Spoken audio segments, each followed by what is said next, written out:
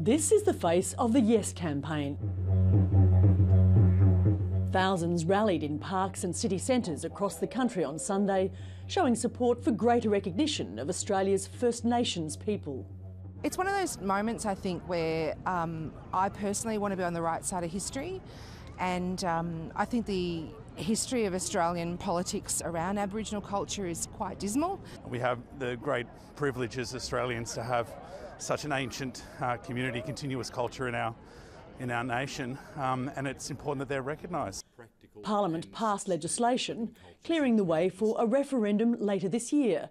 Australians will vote on whether the Constitution should be amended to recognise Indigenous Australians for the first time and to establish an advisory body representing Aboriginal and Torres Strait Islanders guiding federal Parliament.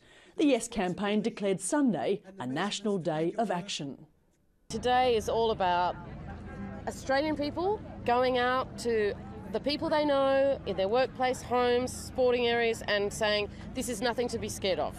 This is a just thing. This is a thing that nation mature, you know. Opinion polls show support for the Yes campaign has fallen below 50%. The Federal Coalition Party has already declared it will vote against the constitutional change. Some within the Aboriginal community have also questioned whether the proposed law known as The Voice will be enough to address the serious problems facing Indigenous communities. We are going backwards. We are going backwards in Indigenous health. We are going backwards in Indigenous life expectancy. We are going backwards in the rate of Aboriginal people, black people in this country being locked up. Things are on that slippery slope backwards. We've got to try something else. Aboriginal and Torres Strait Islander people represent around 3% of nearly 26 million Australians.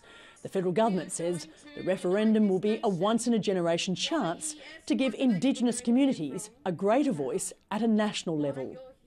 For the Yes campaign to be successful, they'll need a majority in 4 of the 6 states. They'll also need a national majority. The latest poll suggests they're ahead in just 2 states. The referendum is expected to be held in October. Clarke, Al Jazeera, Sydney.